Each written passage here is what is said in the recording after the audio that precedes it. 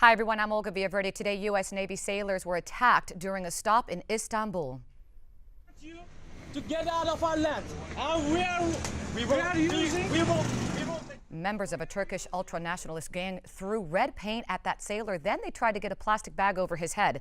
The sailor was able to break away from the group, but was chased by the protesters who yelled, quote, "Go home, Yankee." This happened after the USS Ross docked at the port for 4 days. By the way, Turkey is a NATO ally. Back in the U.S., a Senate committee grills Ebola experts on the government's response to the outbreak in West Africa.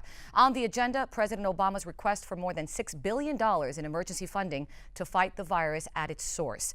The latest hearing comes after the last Ebola patient in the U.S., Dr. Craig Spencer, was released from a New York hospital yesterday. Meanwhile, in Texas, the family of a Liberian man who died from Ebola in the U.S. reaches a settlement with Texas Health Presbyterian. Thomas Eric Duncan fell ill with the virus in September. He died last month. He went to the hospital when he had symptoms, but they released him too soon. A lawyer for the family says the settlement includes money for Duncan's family. I can never replace Thomas Eric Duncan, but what I can do is to make sure that everything that happens from here makes it better for everybody else.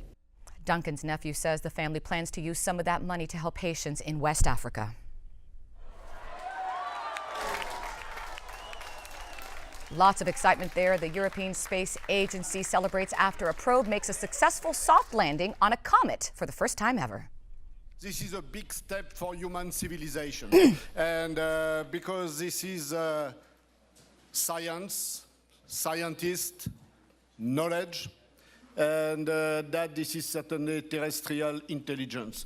That makes the difference. But harpoons meant to anchor the spacecraft didn't fire properly. Crews are working to determine what went wrong there. Israel okays plans for 200 new homes in the contested area of East Jerusalem. But officials say approval is preliminary and construction is years away. The move will likely increase tension in the area between Israelis and Palestinians who view the East Jerusalem area as their own. Same-sex marriage advocates celebrate as another ban is struck down. A federal judge in South Carolina threw out the state's ban on gay marriage, though marriage licenses can't immediately be handed out.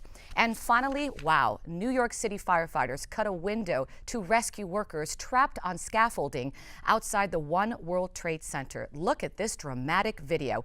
The workers are safe now, but they were suspended hundreds of feet in the air on the platform, hanging at a 75-degree angle. A spokesman for the port says that a cable broke. And that's your latest Newsmax Now update. I'm Olga Villaverde. We'll have more news coming your way in about 30 minutes. We'll see you then.